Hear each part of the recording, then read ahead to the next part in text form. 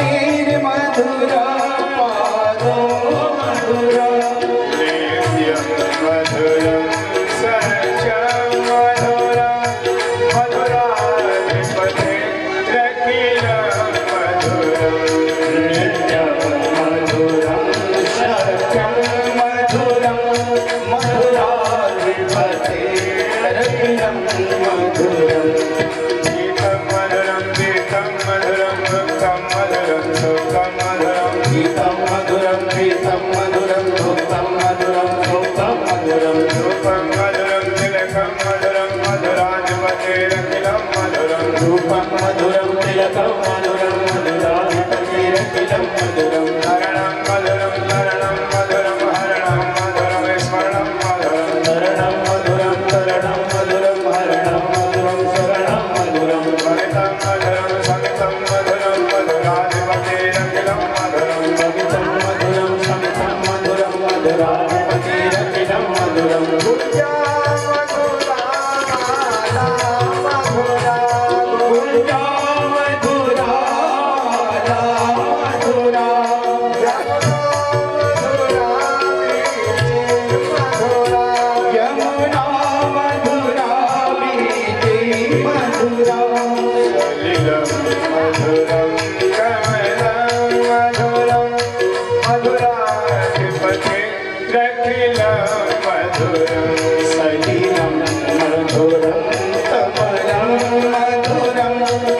मधुराधिपते रतिरं मधुरम् भूति मधुराय लीलां मधुरायुक्तं मधुरं मुक्तं मधुरं भूमि मधुरा लीला मधुरायुक्तं मधुरं मुक्तं मधुरं श्रेष्ठं मधुरं श्रेष्ठं मधुरं मधुराधिपतिरखिलं मधुरं श्रेष्ठं मधुरं श्रेष्ठं मधुरं मधुराधिपतिरखिलं मधुरं गोपा मधुरा गावो मधुरा गोपा मधुरा गावो मधुरा यष्टे मधुरा श्रेष्ठे मधुरा यष्टिर्मधुरा श्रेष्ठिर्मधुरा ललितं मधुरं हरितं मधुरं मधुराधिपतिरखिलं मधुरम् फलितं मधुरं फलितं मधुरं मधुराधिपतिरखिलं मधुरम् जय जय श्री राधा रमण हरि बोल जय जय नवल किशोर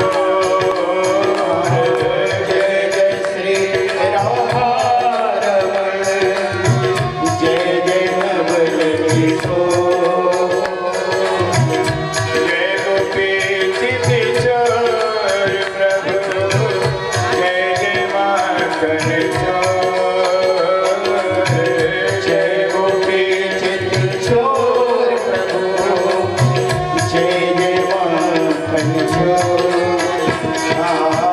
जय गोपी चिति चोर प्रभु जय जय माखन चोर जय गोपी चित चोर प्रभु जय जय माखन चोर श्री राधे राधे गोविंद गोपाल राधे राधे राधे गोविंद गोपाल राधे जय राधे राधे गोविंद गोपाल राधे राधे राधे गोविंद गोपाल राधे गोविंद राधे गोपाल राधे गोविंद राधे गोपाल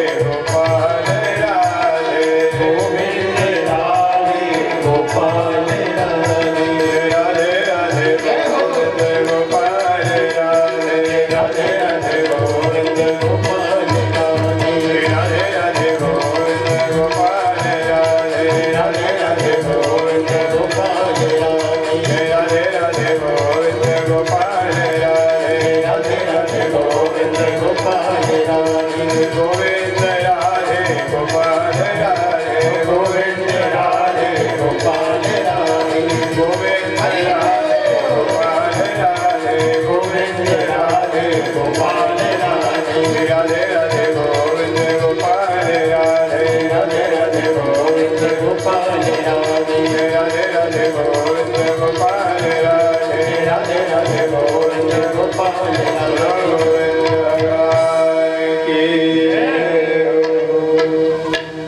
श्रीमद् भागवत सप्ताह कथा ज्ञान यज्ञ आज सप्तम दिवस दिन का समय कल सायंकाल में कल सुबह दो विद्या अध्ययन और श्री कृष्ण रुक्मिणी विवाह इस कथा का वर्णन हुआ। विवाह हुआ द्वारका में विधिवत। परीक्षित राजा ने प्रश्न किया, महाराज जी भगवान के तो बहुत सारे विवाह हुए, सुना है कि 16,108 विवाह हुए हैं। क्या उन सब विवाहों की कथा सुनने का अवसर हमें मिलेगा? जरूर मिलेगा। तो महाराज हमें सारे कथाओं विवाहों की कथा आप हमें समझाएं, ये आपसे निवेदन है। श्री कृष्ण का प्रथम विवाह रुक्मिणी जी के साथ में हुआ। बहुत समय बाद इन्होंने एक बालक को जन्म दिया जिसे सूतिका गृह से संबरासुर नाम का राक्षस हरण करके ले गया और कृष्ण के उस प्रथम पुत्र को संबरासुर ने समुद्र में फेंक दिया।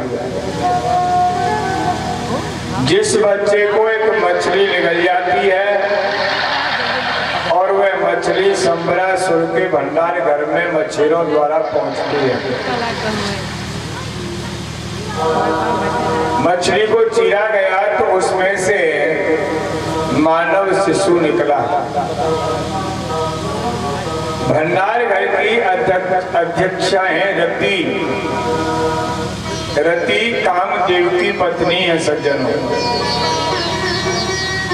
इन्होंने आज अपने पति कामदेव को पहचान लिया।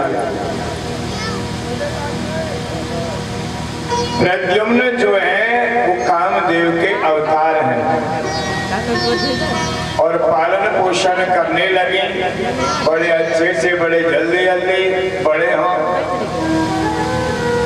प्रद्युम्न बड़े हुए। रति का इस समय नाम मायावती है। जो अध्यक्षा बनी है इनका नाम मायावती है और ऐसे बर्ताव करने लगी बड़े होने पर प्रद्युम्न के साथ जैसे कोई पत्नी हो। प्रद्युम्न ने हाथ जोड़ के निवेदन किया, आप हमारी माता के समान हैं। आपने हमारा पालन पोषण किया है और वर्तते कामनीय था। आपका जो व्यवहार है, हाव भाव है, ये कामिनी स्त्री की तरह है। मायावती ने पूरी कथा सुनाई।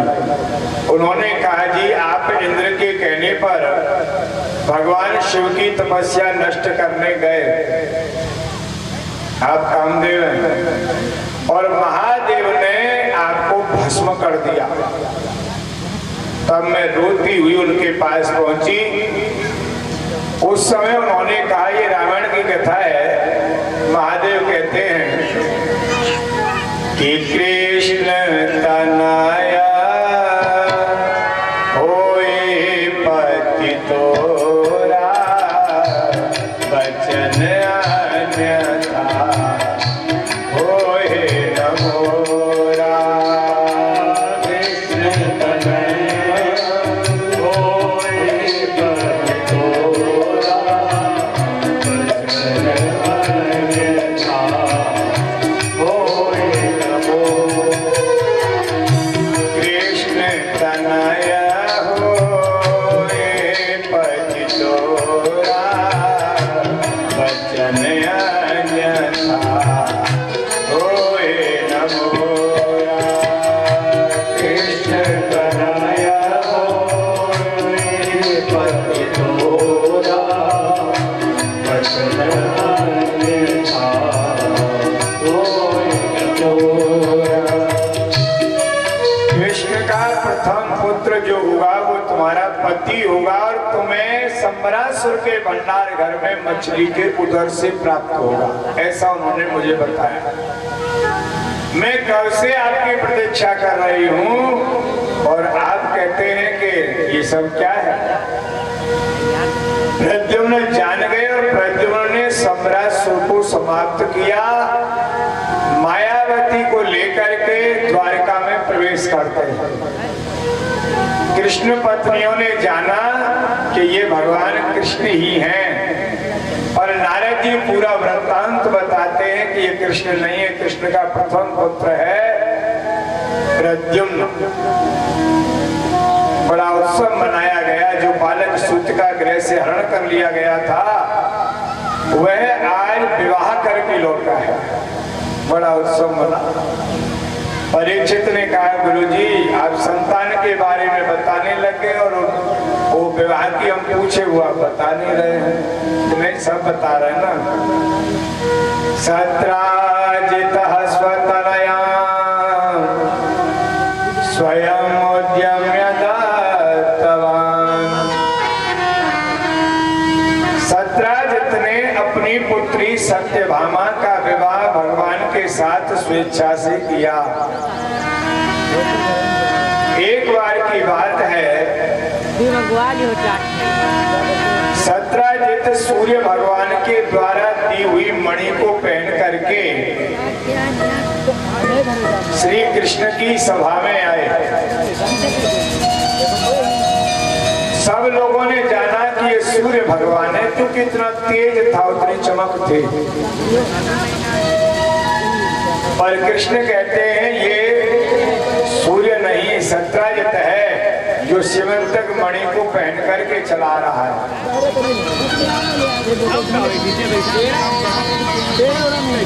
सत्राजित ने अपना स्थान ग्रहण किया।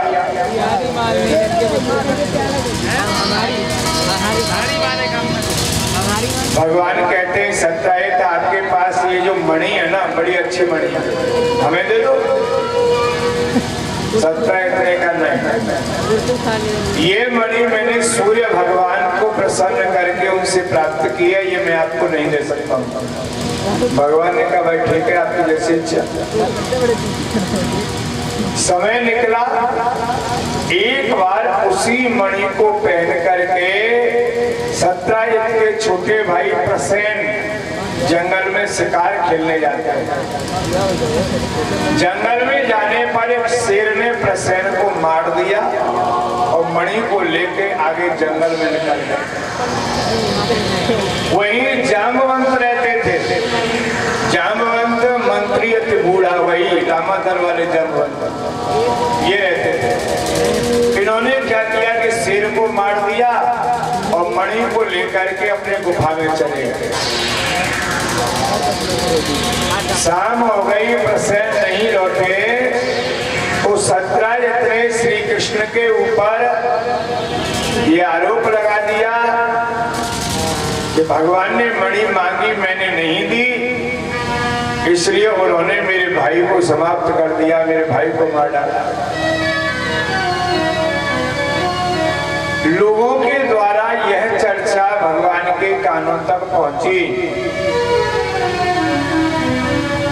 भगवान विचार करते हैं कि हमने प्रसेन नहीं मारा है,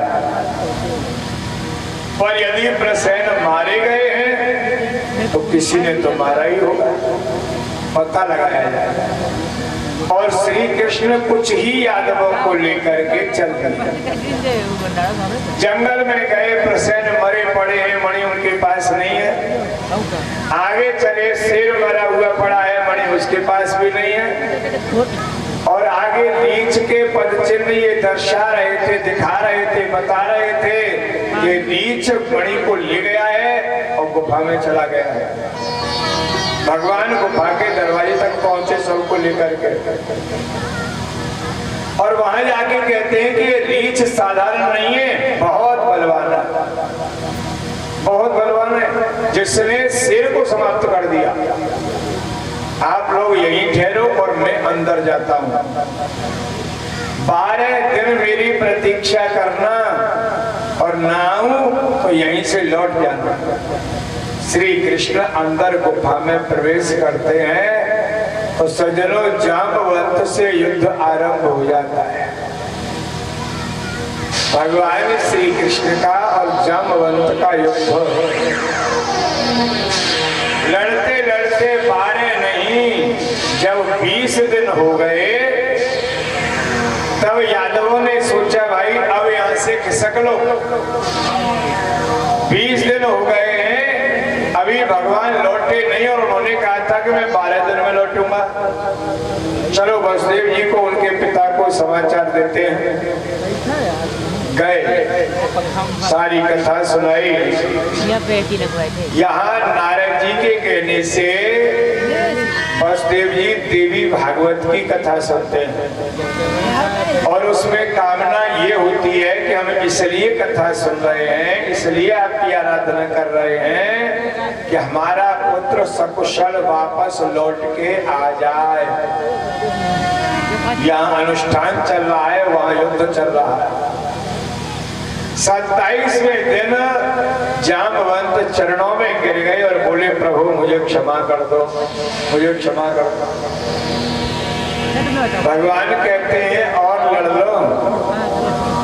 क्योंकि रामावतार में जब हम लोग रावण को मार के आए तो हमने सबसे पूछा, भाई किसी की कोई इच्छा हो तो बताओ, हम पूरा करेंगे। कोई नहीं बोला तुम्हारे अलावा। तुम खड़े हुए और तुमने कहा, प्रभु भले ही दशानन से युद्ध होगा पर युद्ध से मेरी तृप्ति नहीं हुई है। कोई ऐसा योद्धा बताओ जो हमसे लड़ सके।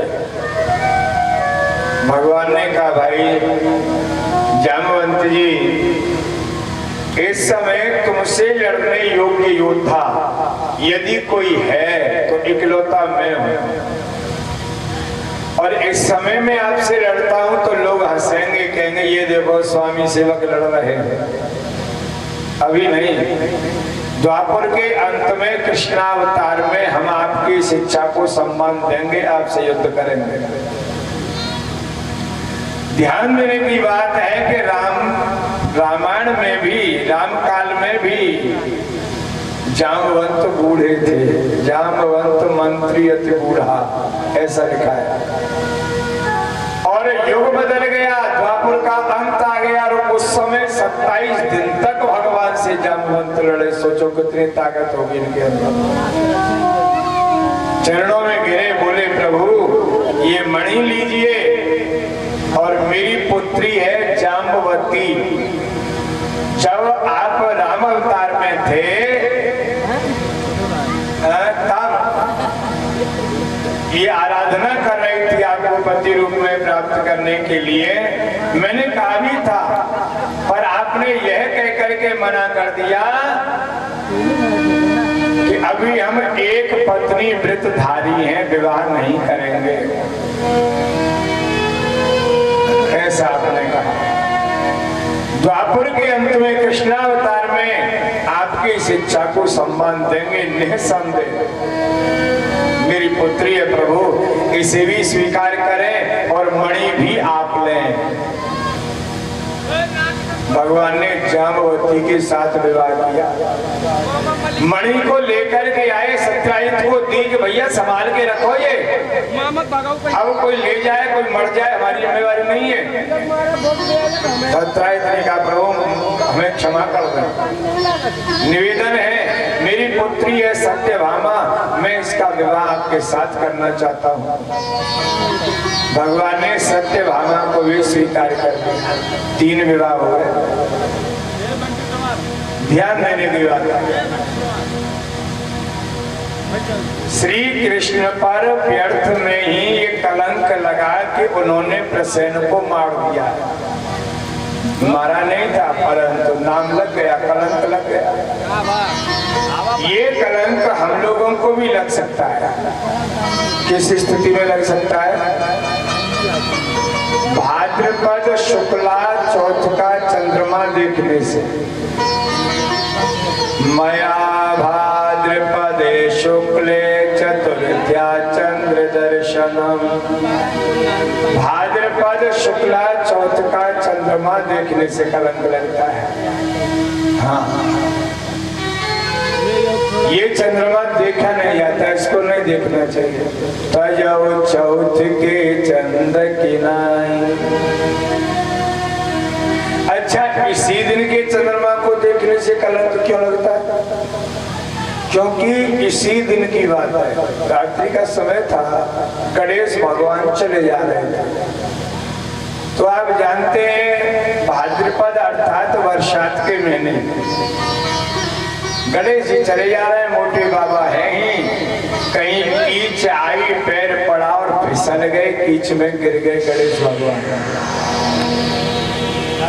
अब कोई गिर जावे और कोई दिखता हो तो देखने वाले को हंसी तो आए। गणेश जी गिरे और चंद्रमा देख रहे थे, चंद्रमा को हंसी आ गई और गिरने वाले को क्रोध भी आएगा, ये भी सत्य है। हम गिर गए हैं तुम हंस रहे हो।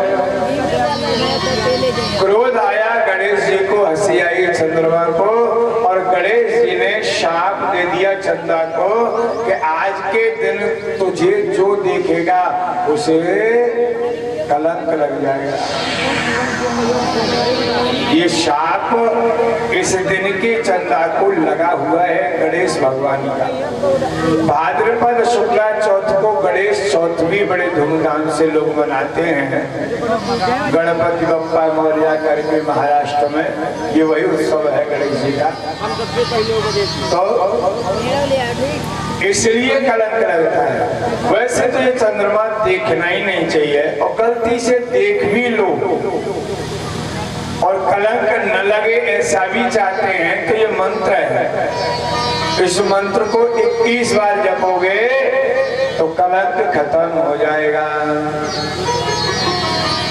मंत्र है सिंह प्रसेनामवधीत सिंहो जाम्बवता हतः सुकुमार कामारोदिस्तव ये शास्य मंत्रकः।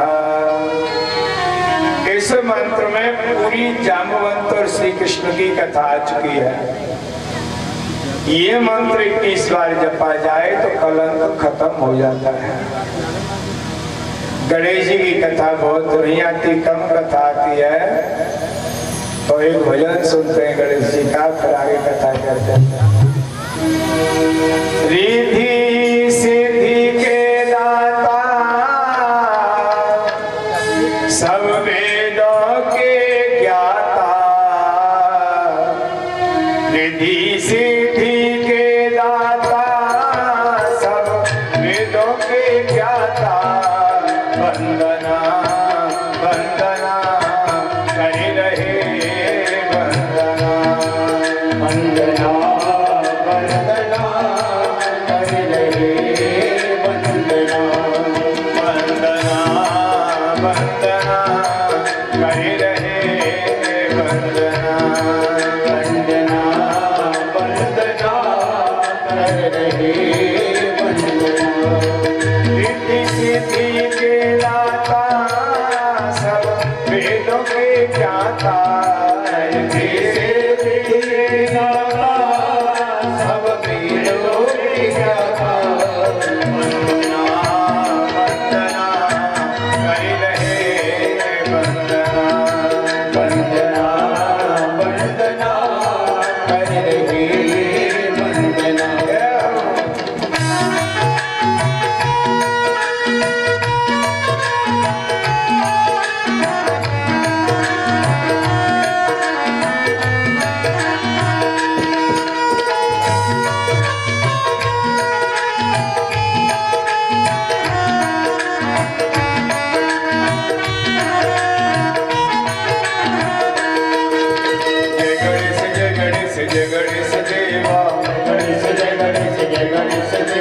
माता प्यारी पार्वती पिता महादेवा, माता प्यारी पार्वती पिता महादेवा।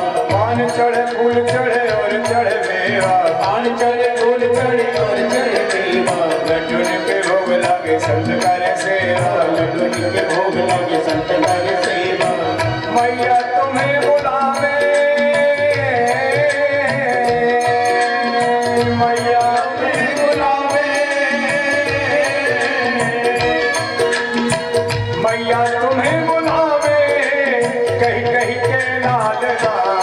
वंदना वंदना कर रहे वंदना वंदना वंदना कर रहे वंदना।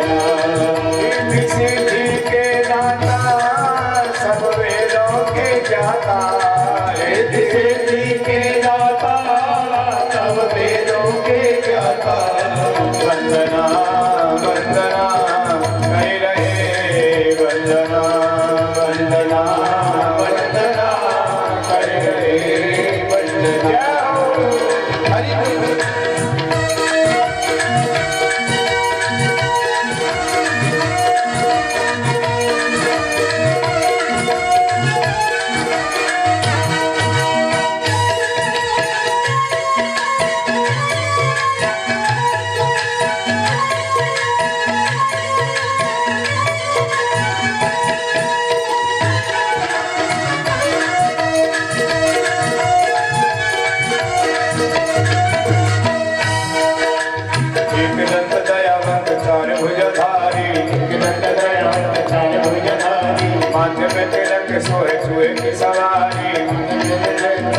की सवारी, माथे पे तिलक सोए चूहे की सवारी, माथे पे तिलक सोए चूहे की सवारी, मैया तुम्हें झुलावे, मैया तुम्हें झुलावे, मैया तुम्हें झुलावे, सोने के पालना, वंदना वंदना करी रहे, वंदना वंदना वंदना कर रहे वंदना, सिद्धि सिद्धि के दाता, सब वेदों के गाता, रिद्धि सिद्धि के दाता, सब वेदों के ज्ञाता, वंदना वंदना करी रहे, वंदना वंदना वंदना कर रहे वंदना, अंधे को आँख देत, कोढ़िन को काया, अंतरी को आंख कोरिन को काया, बांझन को पुत्र देत, निर्धन को माया, आंजन को पुत्र देते निर्धन को माया, सूर्य श्याम शरणाय सफल की जय सेवा, सूर्य श्याम शरणाय सबल की सेवा, जय गणेश जय गणेश जय गणेश देवा, जय गणेश जय गणेश जय गणेश देवा, हम भक्तों की विनती को, भक्तों की विनती को, हम भक्तों की विनती को, तुम गणपति जी सुनना, वंदना करी रहे, वंदना वंदना वंदना कर रहे वंदना, सिद्धि सिद्धि के दाता, सब वेदों के ज्ञाता, रिद्धि सिद्धि के दाता, सब वेदों के ज्ञाता, वंदना वंदना करी रहे, वंदना वंदना वंदना कर रहे वंदना, वंदना वंदना करी रहे, वंदना वंदना वंदना कर रहे वंदना, बोलो गणेश भगवान की जय हो। तीन विवाह भगवान के हुए, श्री रुक्मणी जी, जामवती, सत्यभामा। सज्जनों, एक नग्नजित नाम के राजा थे।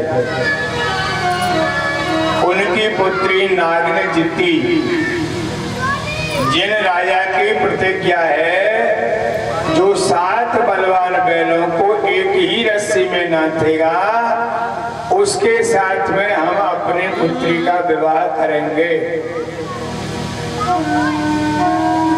राजकुमार तो बहुत आए, पर नाथने नहीं, ये देखने कि कौन नाथेगा, ये देखने। कथा आती है, भगवान कृष्ण वहां गए और 7 रूप धारण किए। 7 रूप धारण करके 7 बलवान बैलों को एक ही रस्सी में नाथ दिया और नागनजिती के साथ में विवाह किया। कालिंदी अर्थात यमुना जी के साथ में विवाह हुआ है भगवान। इनकी बड़ी सुंदर कथा है। यमुना किनारे यमुना जी तपस्या कर रही हैं। एक बार कृष्ण और अर्जुन वहां से निकले। अर्जुन की दृष्टि पड़ी, कोई तपस्विनी तपस्या कर रही है और पास में पहुंचे, हाथ जोड़ के निवेदन किया, देवी कौन है आप और आप किस लिए तपस्या कर रही हैं? उन्होंने कहा कि मैं नारायण को पति रूप में चाहती हूँ, अतः तपस्या कर रही हूँ। मैं सूर्य की पुत्री हूँ, यमराज की बहन हूँ, यमुना हूँ, कालिंदी भी मुझे कहते हैं। इनकी बड़ी सुंदर कथा है यमराज और यमुना जी की। सुदर्शन सिंह चक्र जी ने भागवत जी पर टीका की, उसमें ये बात लिखी गई है, यमराज थोड़े बड़े हैं, यमुना जी छोटी हैं। ये दोनों ही जब छोटे छोटे थे तब की बात है। खेली खेल में यमुना जी यमराज से कहने लगे, भैया आप हमारे साथ विवाह कर लो। यमुना जी को ये सब जानकारी नहीं है, विवाह कहाँ होता है, कैसे होता है, क्या उसकी विधि क्रिया है, पर यमराज इतना समझते थे। उन्होंने कहा तुम पागल हो, भाई बहन का कहीं विवाह होता है, चलो पिताजी से शिकायत करते हैं तुम्हारे। सूर्य भगवान के पास यमराज और यमुना दोनों पहुंचे। यमराज ने पूरी कथा सुनाई तो सूर्य भगवान हंसने लगे। उन्होंने कहा, पुत्री तुम्हें सांवला पति मिलेगा इसलिए ऐसा तुम बोलती हो, यमराज से ऐसी बात करती हो, पर जिसे तुम चाहती हो वो यहाँ रह करके नहीं मिलेगा। इसके लिए तुम्हें मृत्यु लोक में जाना होगा, तपस्या करनी होगी, तब वह भगवान तुम्हें पति रूप में प्राप्त होंगे। ध्यान दें, इस कर्म भूमि मृत्यु लोक के अलावा जितने भी लोक हैं सब भोग लोक हैं सज्जन। वो नरक हो या स्वर्ग हो, सब भोग लोक हैं। यहाँ हम लोग कमाते हैं, वहाँ कमाते हैं। मान लीजिए हमने हम पुण्य कमा लिया तो हम स्वर्ग में जाएंगे, और स्वर्ग में जितने पुण्य किए हैं उतने को भोग करके पुनः यहीं आ जाएंगे, और पाप किए तो नरक में जाएंगे और भोग करके फिर यहीं आ जाएंगे। ये व्यवस्था है। तो यहाँ कमाया जाता है और अन्य लोकों में गवाया जाता है। हाँ, अब ये अपने ऊपर है, कोई पाप कमाओ या पुण्य कमाओ, जो अच्छा लगे सो कमाओ। और एक बात बताएं, कहने से पाप और पुण्य दोनों ही घट जाते हैं। आपने पुण्य किए, जो भी पुण्य किए जीवन में, किसी को मत बताओ मैंने क्या किया, कितनी परिक्रमा की, कितनी मैं माला करता हूँ, कितना मैं जप करता हूँ, ये सब मत बताओ। बताना है तो बताओ मैंने पाप क्या क्या किए हैं, ये बताने की चीज है। पर हम लोगों की आदत है कि पुण्यों को तो बांट देते हैं बता बता करके, और पापों को इकट्ठा कर लेते हैं, बताते नहीं है।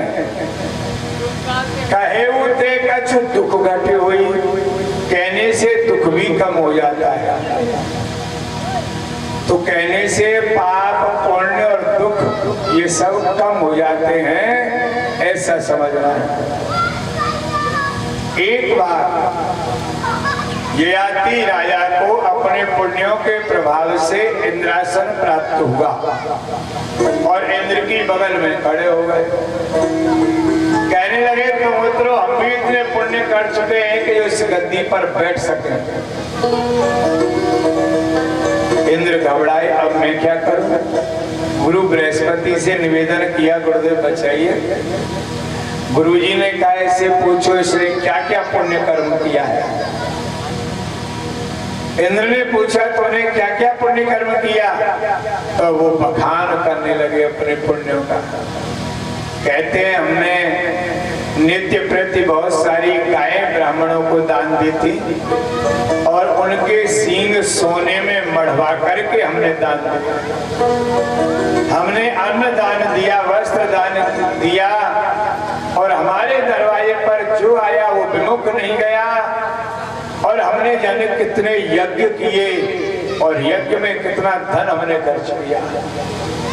जैसे जैसे वो बताते जा रहे हैं पुण्य कम होते जा रहे हैं, और इतने कम हो गए कि अब ये इंद्रासन के अधिकारी नहीं रह गए, और ययाति को वहीं से धक्का दे दिया गया, पहुंचो जहां से आए होता। तो पुण्यों को बताना नहीं है, पापों को छुपाना नहीं है। यमुना जी ने कहा मैं तभी से पिता के आदेशानुसार यहाँ तपस्या कर रही हूँ, और भगवान को पति रूप में चाहता है। अर्जुन ने यह वृत्तांत श्री कृष्ण को बताया। और भगवान कालिंदी अर्थात यमुना जी के साथ में विवाह करते हैं। बोलो यमुना मैया की जय। सत्याभद्रा लक्ष्मणा के साथ भगवान का विवाह हुआ। इस प्रकार इनके ये 8 विवाह हो गए, 8 पटरानी हो गए। परीक्षित ने कहा महाराज जी अभी तो 16,100 विवाह की कथा शेष है, वो भी सुना रहे हैं। पूरी कथा सुनाएंगे, एक भी कथा छोड़ेंगे नहीं। एक बार श्री नारद जी भगवान के पास आए और बोले महाराज जी आप इस पृथ्वी पर उपस्थित हैं, अब कितना पाप हो रहा है ये जानकारी आपको है नहीं क्या? बताइए क्या बात है? प्रभु एक भौमासुर नाम का राक्षस है, उसने अपने जेल में कई हजार कुमारी कन्याओं को बंदी बना लिया है। और उसका विचार ये है कि जब ये पूरी 20,000 हो जाएंगी तब मैं सबके साथ में विवाह करूंगा। उन सारी राजकुमारियों के पिता मिलकर के भी उससे युद्ध करना चाहें तो उसे जीत नहीं पाएंगे। वो बड़ी सुरक्षा व्यवस्था के साथ रहता है। सबसे पहले दीवार का परकोटा, जल का परकोटा, अग्नि का परकोटा और उसके बाद सेना लगी हुई है, उसके अंदर वो रहता है। इतनी सुरक्षा व्यवस्था उसकी है। अब क्या किया जाए? भगवान ने कहा चिंता न करो। श्री कृष्ण वहां गए और जाकर के भौमासुर को समाप्त किया, मार डाला। और जितनी भी ये कन्याएं बंदी बनी थी सबको निकाला। निकाल तो लिया पर इनका कष्ट समाप्त नहीं हुआ। ये पहले से ज्यादा दुखी हो गई। अब कैसे? अब ये सोच रही हैं कि हमें कौन स्वीकार करेगा, हमारे साथ कौन विवाह करेगा, कहां जाएं, कहां रहें। नारद जी ने कहा प्रभु एक समस्या और। अब क्या समस्या आ गई? अब ये सब कहती हैं कि हमारे साथ कौन विवाह करेगा, हमें कौन स्वीकार करेगा। भगवान ने कहा नारद अब तुम जानो कि नहीं प्रभु कुछ तुम भी जानो। कहना क्या चाहते हो? प्रभु मेरा तो निवेदन यही है कि इन सब के साथ में आप विवाह कर लो। अरे ये क्या कह रहे हैं आप? इतने विवाह ये हैं कितनी, गिन के देखी हैं? देख ली 16,100 की संख्या है।